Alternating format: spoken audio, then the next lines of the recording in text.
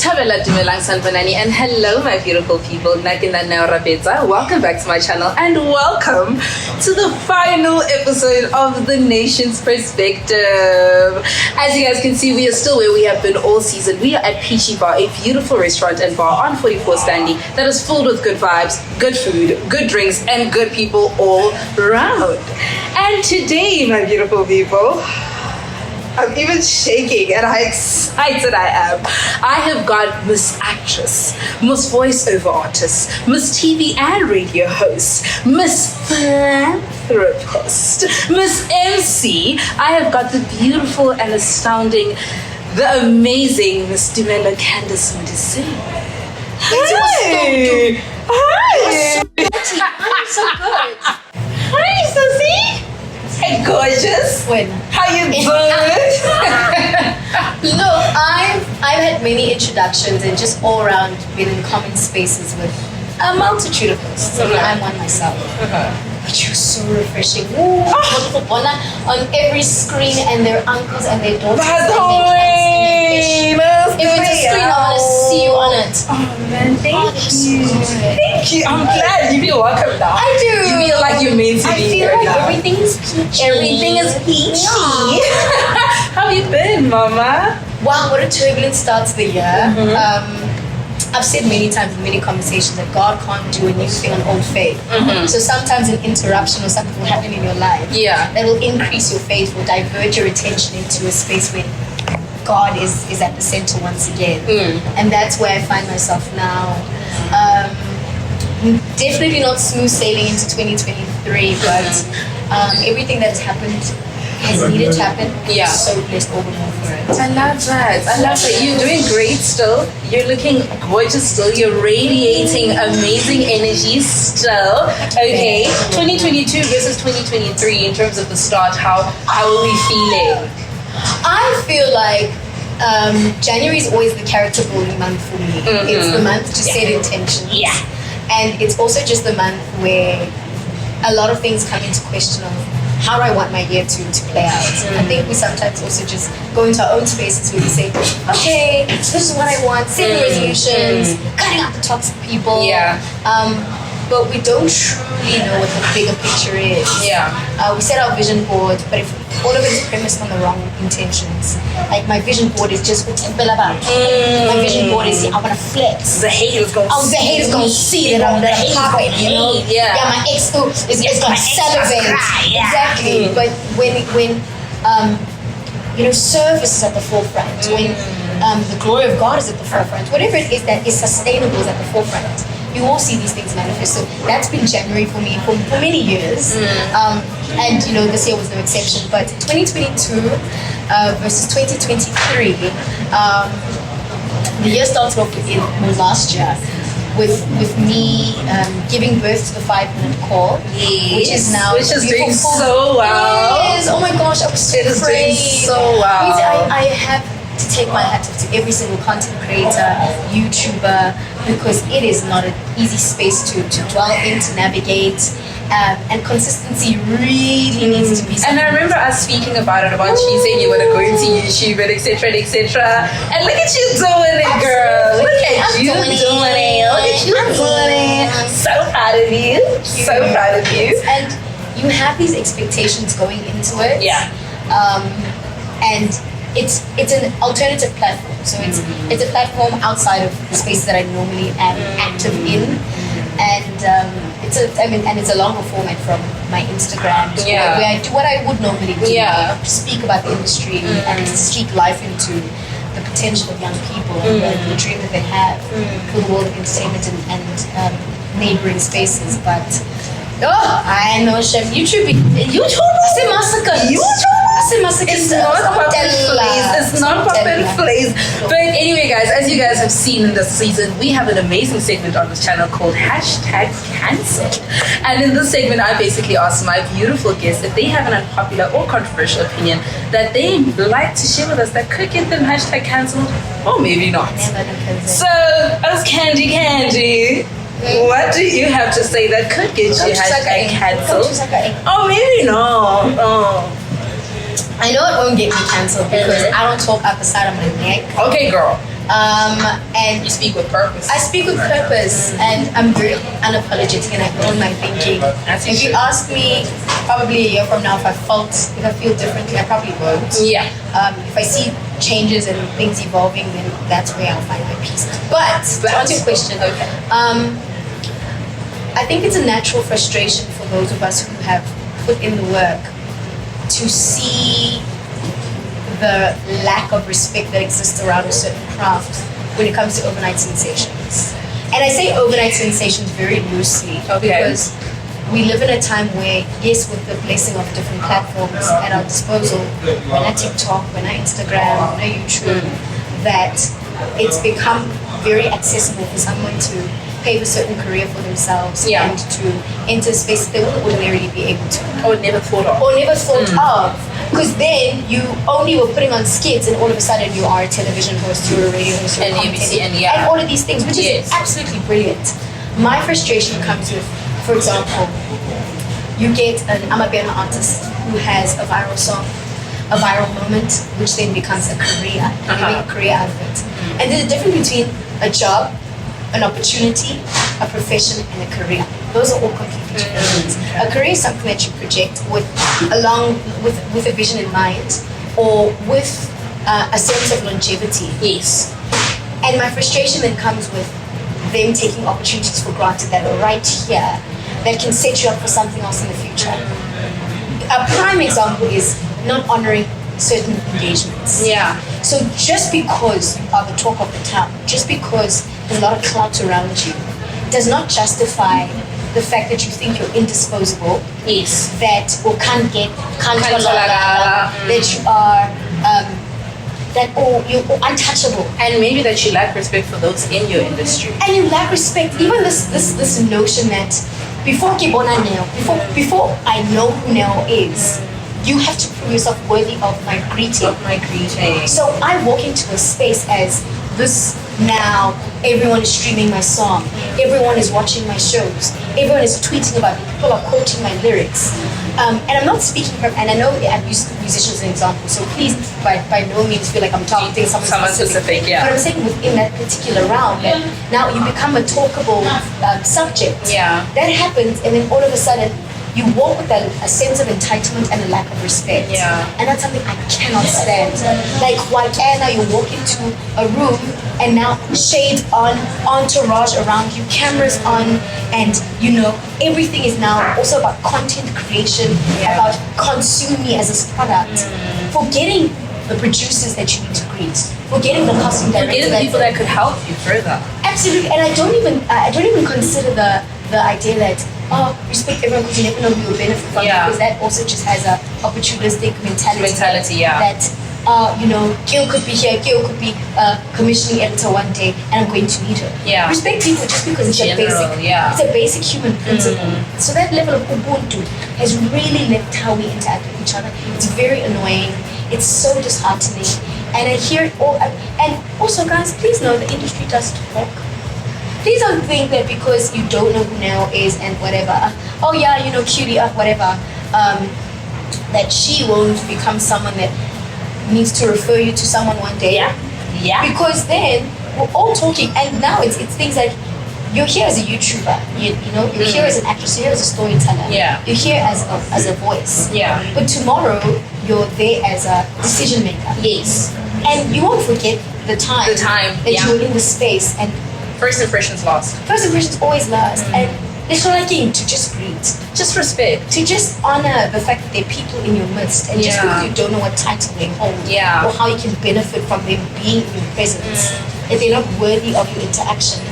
And I always stop at that thing. I always say that to everybody who doesn't know the background hard work, everyone's success looks like overnight success. But the difference I feel is the easiest way to identify it is the attitude moving forth. Absolutely. Because there's a lot of people who get the opportunity and you actually make something of it, and your attitude towards it, your respect towards it is commendable. Those people, I'm like, you are deserving. You are so deserving of this. But then there's others where it's you get this moment and you make this moment a thing, and then it's sort of all of a sudden your blessings become who you believe you are. And you move from a place of ego. Yeah, you move from a place of Yes. I don't need to do this, I can't do this, I don't want this, I can't.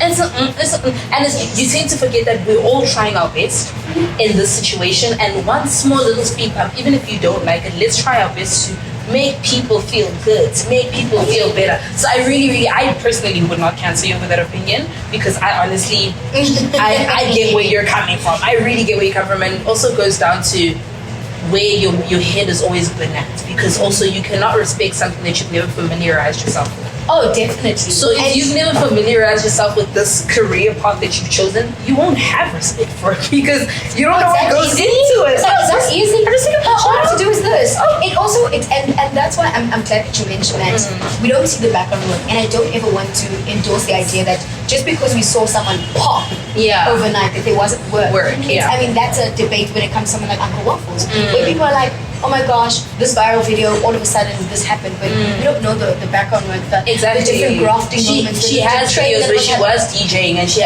we don't know her story. Yeah. And so there's stories that happen, and someone could have been, Obek Wumi recording these songs in the bedroom and just looking at themselves in the mirror. We don't know the dreams that were festering over the years that then became these opportunities that we know and respect them for. But even when you do have these opportunities and the work does happen, don't squander these opportunities and, jeopardize what could come thereafter just off of the fact that you're stuck in your own hype and smelling your own funk, and now you're getting drunk off of your own sensation. It's so whack. And as someone who I've stepped in spaces as a key decision maker, and it's so unfortunate that I have to go, you have so much potential, but I can't trust you with this vision, because I can't trust you with Butu or lack thereof. It's so sad. And you said something about like the quality of work and going into this industry. This is an industry of many acceptance, but many accepting letters, accepting words, but there's also lots of rejection.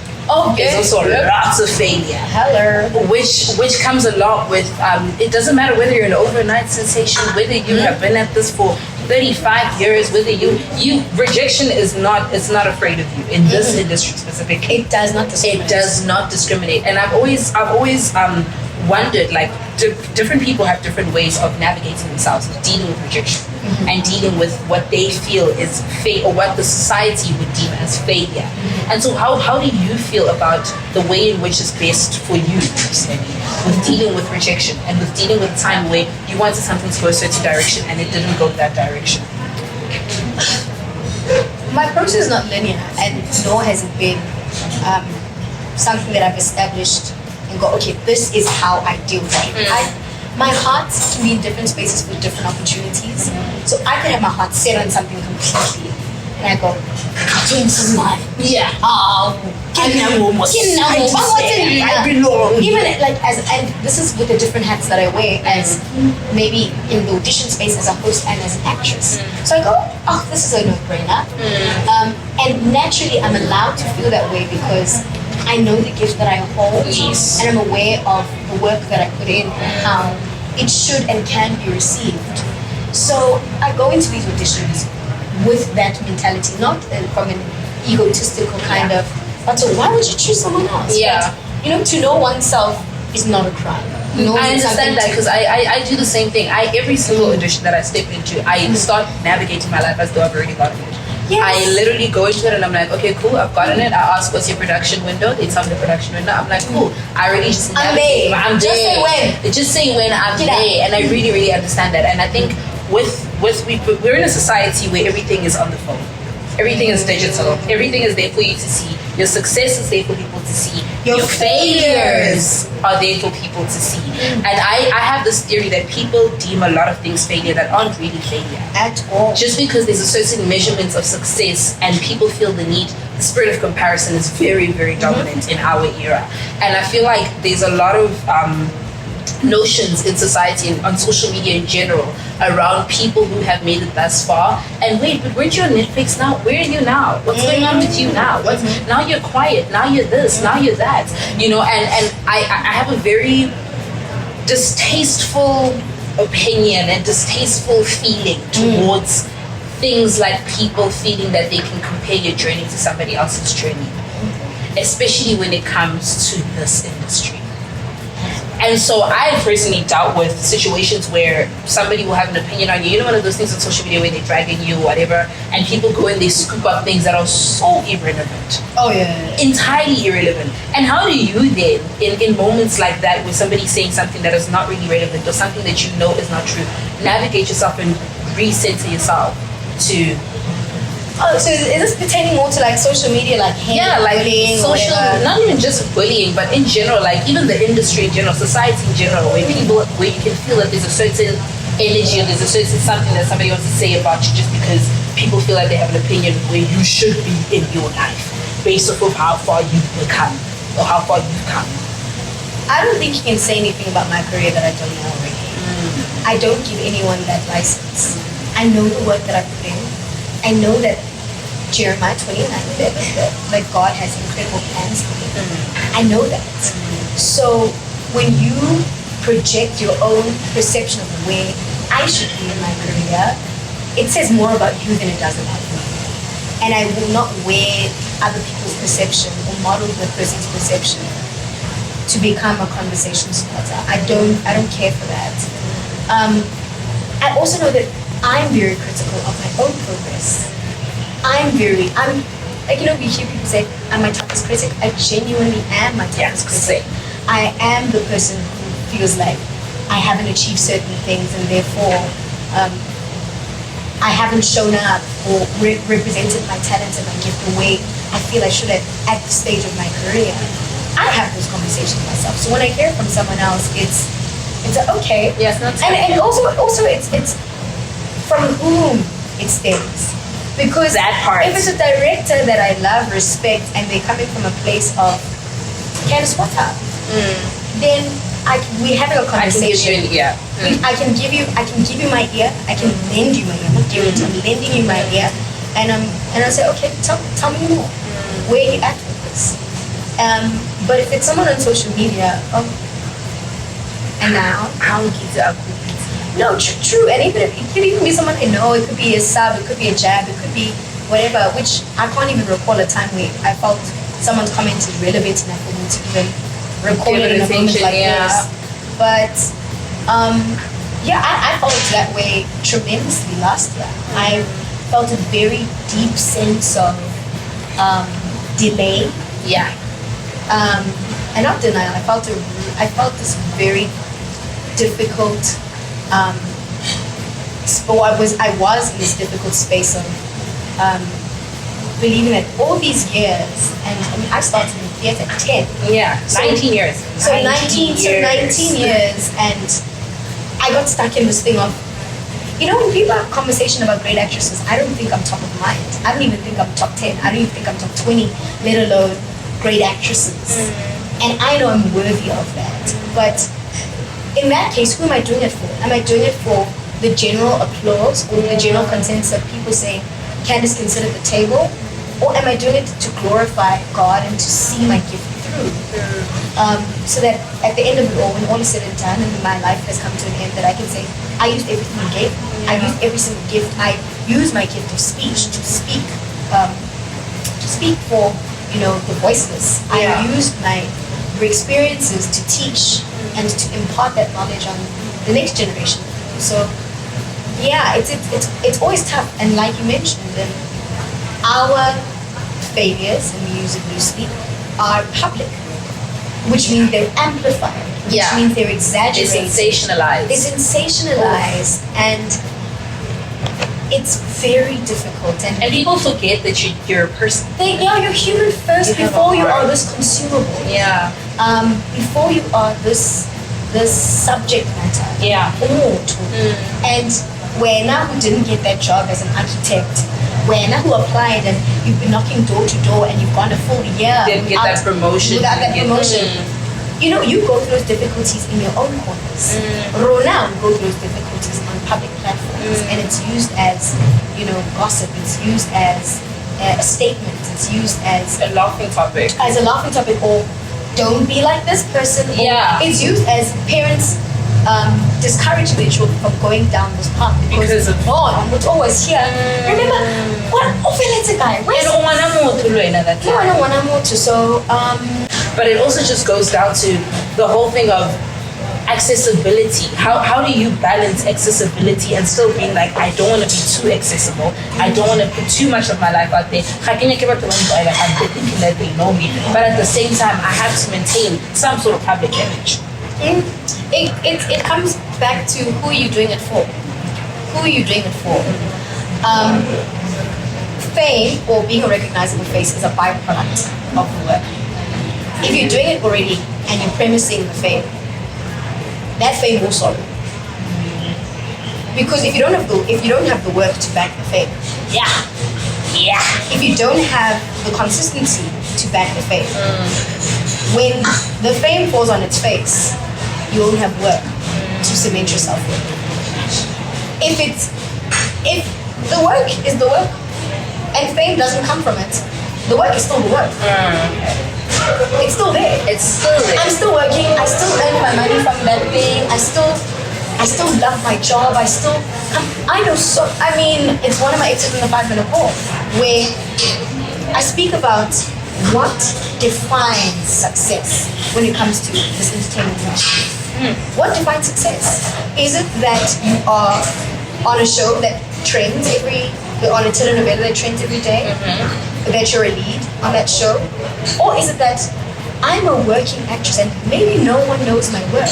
Maybe no one comes to maybe no one speaks about these theatre productions. But you know who speaks about it? Visual editors.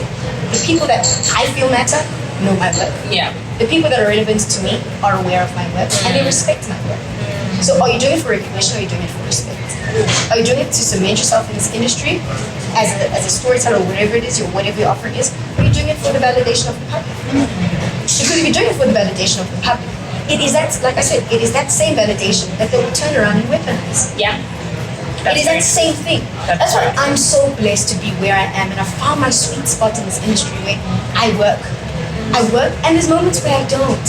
And there's moments where I do feel hurt by the industry where it's like I get typecast or the right doors don't open. I have those moments, but one thing is for sure, I could do that work, I could do that job with a corporate and you will never see a picture of it. I could do or initiate this conversation or I could be chairing this panel discussion and people don't know anything about it, but there's value in it for me, there's impact in it for me. That is my success. Whether or not people are posting about how inspiring I am, whether people are talking about the wealth that I flaunt or the one that I don't have, it doesn't go down to it really doesn't. And that's where every storyteller, any person who is active in this entertainment space, they truly need to ask themselves how they define their own success and what validates their gift. If it's what people say about you, if you're going to then search your name every day waiting for people to talk about that scene that you killed on that telenovela, if you're waiting for that moment, you will keep waiting because it's an insatiable desire. It's okay, we spoke about this, but I need them to talk about that. I need them to talk about my outfit when I can, and you're constantly going to be on this hamster wheel of this treadmill. And it's natural to be in that. It's just very important to know how to reel yourself back in. And to find a healthy medium and a happy medium. That's why I said I found my sweet spot where, people speak about that work where, or they'll speak about that there, but I also cement myself in the real interaction where I don't know, the CEO of whatever comes to me and they go, I've never seen someone host a panel like that. Or you are so gifted. Or even if it doesn't have to be someone that on a particular level. Yeah. It could be the attendee. It could be an audience member that goes, Candice, you've changed my perspective. You've changed the way I approach being a woman in society. You've changed the way I approach leadership, entrepreneurship. That for me is the success. Everything else, like I said, is a byproduct, but it can also be the thing that destroys you in the end. And I feel like with what you're saying, it all comes down to your own perception as a person, right? Oh, and yeah. especially when you're in this industry, there's a lot of perception that's around you. It's your perception, it's people's perception, it's the people in your life's perception, and there's just so much that's around you. And with perception comes relationships. Not relationships just romantically, but also the people you keep around you. Your friends, romantic relationships, social media friends, work friends, and trying to find that balance. If I, honestly speaking, I don't think anyone in this industry, anyone in life in general, but more specifically somebody whose life is in the public eye, I don't think anyone has the recipe for how to find the balance. I hear you. I think knowing how to be like, okay, this is how you make sure this is a real friend. This is how you make sure that I'm not putting my heart into this person for nothing. This is how you, and it's already hard enough as it's trusting people with your life. It's so hard trusting people to actually show up for you, and trusting yourself that you're going to commit to showing up for this person. There's so much discipline that goes into relationships that we actually don't realize. Not just romantic relationships, but friendships as well. But even romantic relationships, there's so much that isn't really spoken about on social media that actually goes into the real thing. You know what I'm saying? Because a lot of the time people talk about the end result. I like to believe that social media always talks about the end result. It talks about if my partner does this, here's the end result. If my partner does this, here's the end result. If I feel this way, this is the end result. I don't like it if my partner does that. How come you like it? This is the end result. And nobody actually thinks about the process. The process of how do we get here, because I can assure you, whether you're a celebrity, you're Beyonce, you're whatever, human interaction is not consistent. Human interaction is not easy.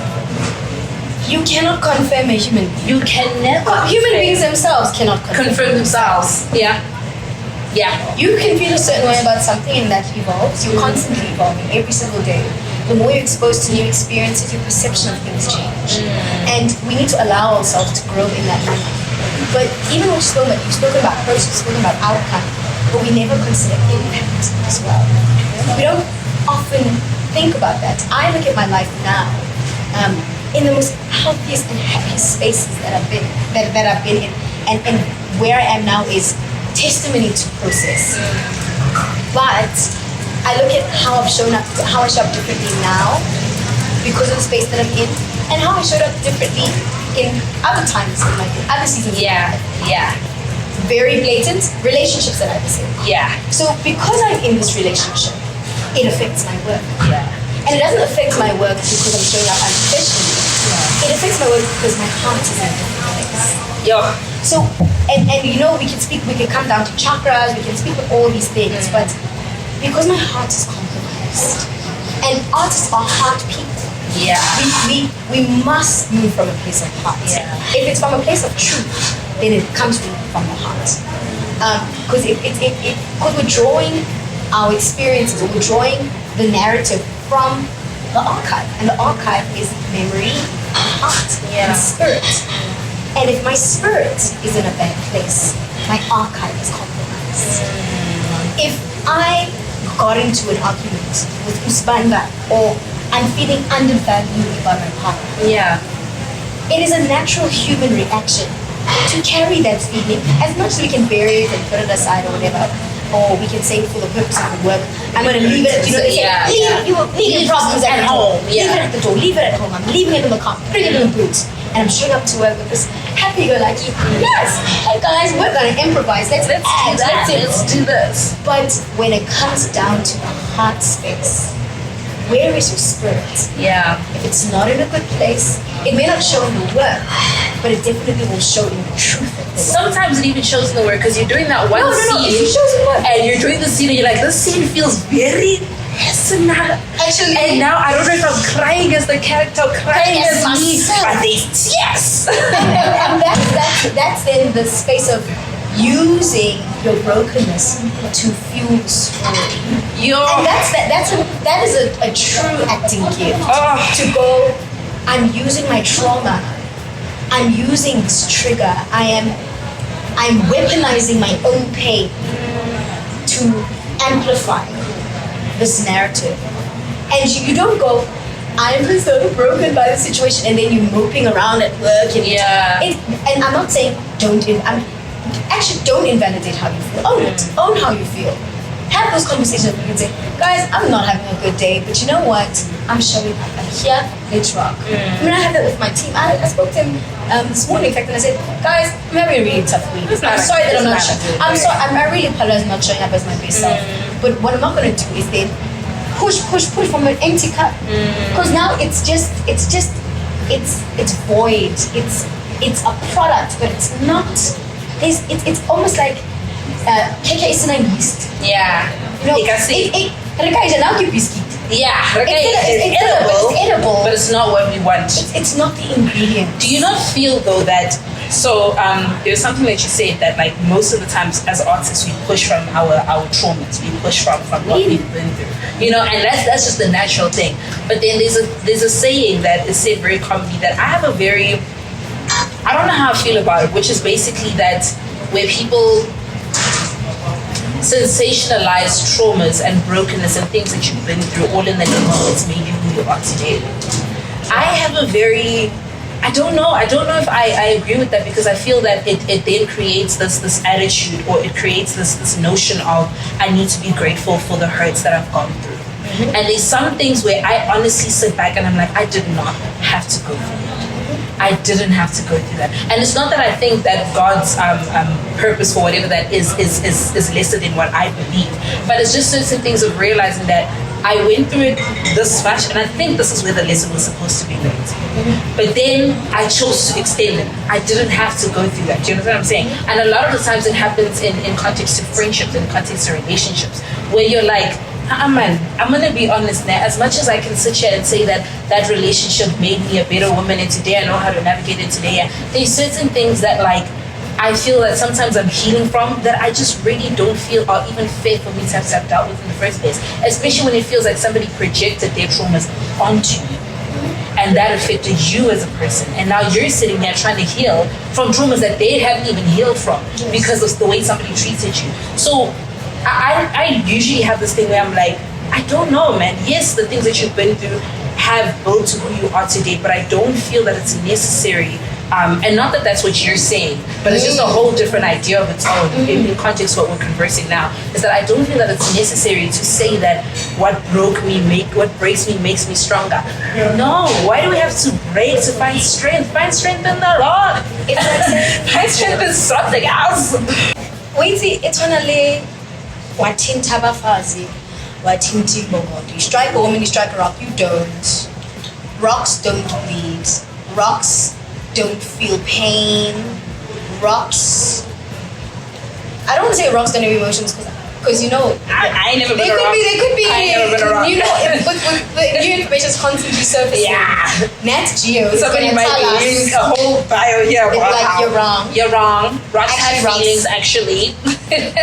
but what you said is really it's so relevant, even within the context of the idea of being struggling artists, that you need to suffer in order to then find the narrative. Yeah. You know?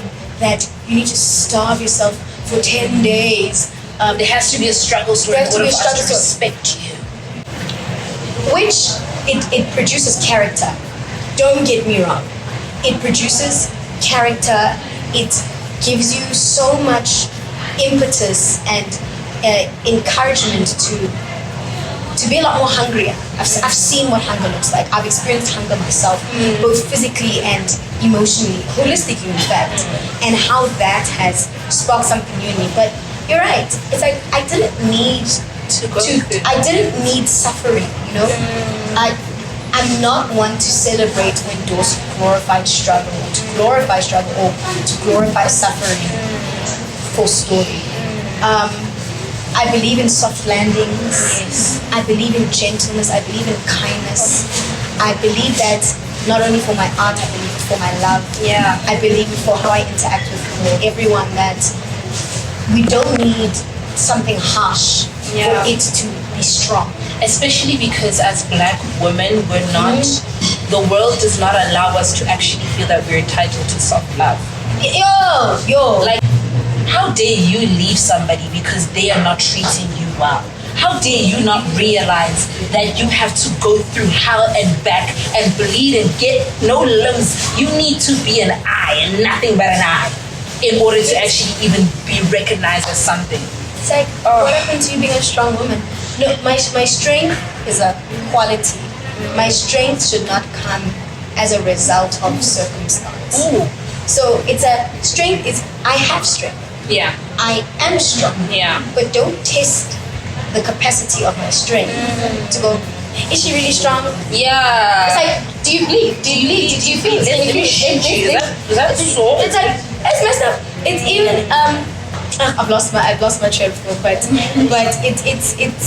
it really is the conversation that I don't say that we don't have often enough, but I'm not interested in being a strong woman. I don't subscribe to it anymore. Even yet, I don't know why black women have to bear the brunt of these expectations. Yeah. It's even how I feel like black women are the only ones who then have the term diva surrounding them. Yes. We have the diva cloud hovering over us. Yes. So let me not state my expectations. Let me not set and express my boundaries because they're a diva. No, because if you actually even just look in the industry, I'm going to be very honest, listen, and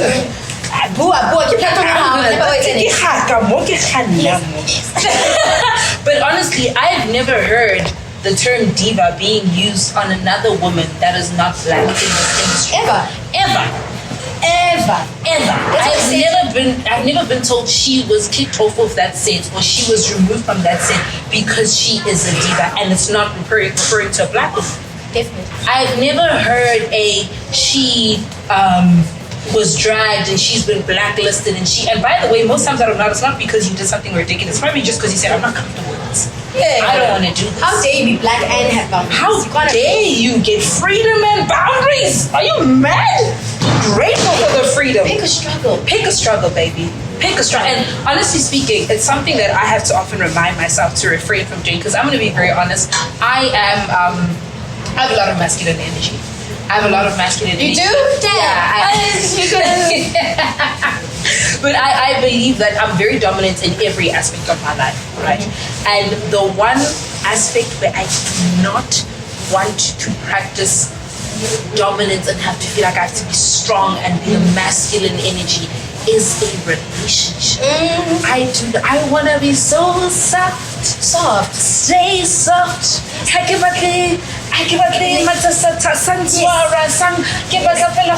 You know what? I'm not gonna think about that, and I'm not gonna deal with it because somebody else is gonna do it. For once, I don't have to be the one to be proactive. I'm living life where I'm like, you know what? I'm not dealing with that. He don't deal with that. He will deal with that. Because honestly speaking, for me, I really believe that any space that allows you to be the most gentle you can be, whether you're a man or woman, whether you don't conform to a gender, a sex, whatever you may be, any space that allows you to be the most gentle you can be is a space that is called for you. Yes. Because the moment you have to fight through things, the Bible even says, God even says, you do not have to bleed, you do not have to cry. If I made it to be in your path, it is in your path, baby. Do not worry about that. You know what I'm saying? So for me, it's just that thing of like, I do not go and put myself into spaces where I feel like I am being forced to have to be strong and have to be harsh and have to begazela. You know what I'm saying? And not just romantic, even in terms of work. I'm like, you know what? These are the conditions they have for me. Those conditions don't work for me. And you know how difficult it is to say no with the inconsistencies that come within our industry? You have to really walk with a different kind of faith to be able to look at money, to look at security, and still walk away with your values intact. People don't speak about them now. My career has been a span of so many no's. Yeah. And that's why even in 2022, when I looked at my own archive of work, when I looked at my own catalog, and I went, not enough IMDb credits, not enough this, not enough international work, not enough recognition in these spaces. And then I go, well, do people knock on my door? Yes, they do. They do knock on my door, so people are aware that I exist. Do I get audition briefs? I certainly do. Do I have these opportunities? I do. So it's not that I'm not existing or that I don't serve a purpose in this ecosystem of our industry, but I'm just saying no a lot. Yeah. And it, yeah. They know, go. And there's a lot of faith in that. Yeah. And that faith walk is tremendous. Yeah. It's massive. It's bigger than me. Yeah. To go, no, I could be on the telenovela, but am I going to be on that show as once again typecast, side chick, baddie, Leslie?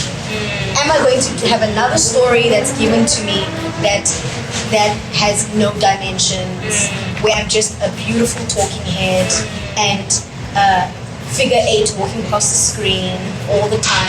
Am I going to be oh my gosh, what waste over and over again? I do that in my life in general. But it's also very difficult to not just say no in terms of career. It's actually very difficult.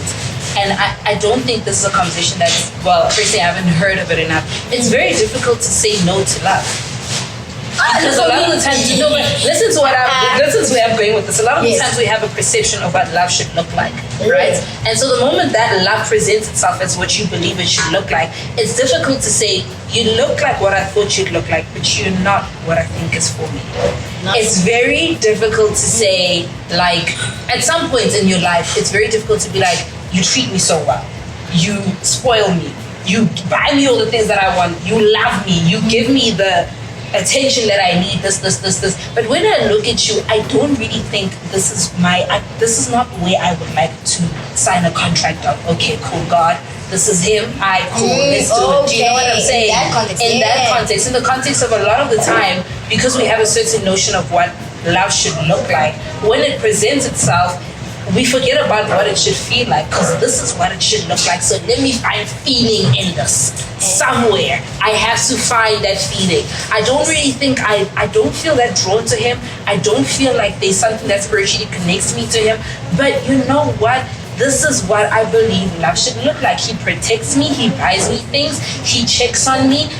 Yeah, I don't think he really respects me as much as I'd like him to. Yeah, I don't feel like this part of myself that feels abandoned. I don't feel like he reassures me the way I'd like to. I don't feel like the values that he has don't really align with mine. But you know, life should look like this. So it feels nice, man. And you know what? People have been through worse. So I'm going to take this on.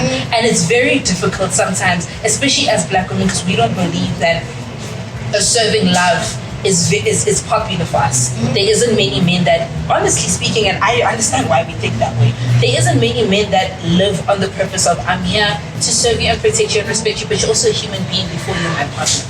You're also your own person before you're my partner.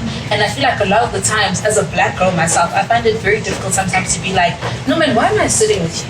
Not that I think there's anything wrong with you. God bless you, you have your purpose, but I am not your girl. And you are not for me. And I'm sitting on this date and I got impressed by maybe the one bunch of roses that you sent, and something about you impressed me. You know, or I'm impressed. But now, like, I feel suppressed in the States. I don't feel like it's going anywhere. What are we doing? You know what I'm saying? And I think a lot of the times I find, well, I used to. Right now, I really don't. But right now, it's not really. I can't relate. But you know, I found a lot of moments where I was like, I know that I'm not going to get anything from this interaction with this person. But you know what? You don't know where the love story could go.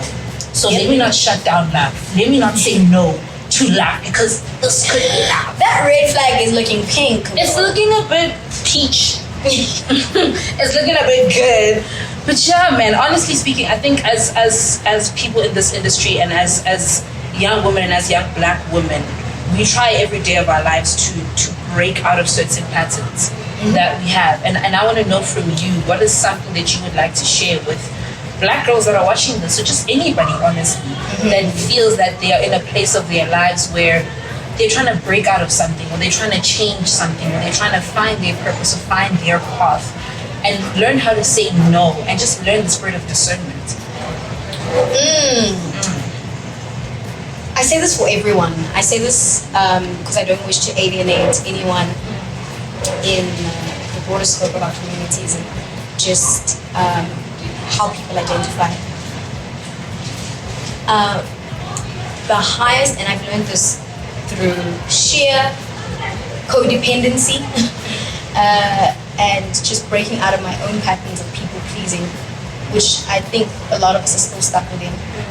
People pleasing, validation, just trading in my own autonomy. So going, well, I could make a choice. I could decide. But what do they think? What do people expect of me? What do people want me? How do they want me to show up in the world? I've learned all of that at the end of it all, one of the highest acts of self-love is setting boundaries, asserting them, respecting them, living within them, and holding people accountable to them. Because there's this unfair trade that we have, and we spoke a lot about black women, and I think being raised as a black woman in a home of black women, of cis black women, that there's that feeling, and maybe it's not just within my home, but outside of that, where we feel like our value is determined by how much people can benefit from us being there. So from that point, we not only extend ourselves, but we overextend ourselves for the comfort of others, and then the consumption of others. And that's how we end up being empty cups walking around trying to wait for people to fill us. So assert yourself in your boundaries. Define them for yourself. Also do the work. Do the ugly work. And the ugly work looks different on everyone. The ugly work doesn't always, yes, the end of it all, as we'd like to believe, is healing.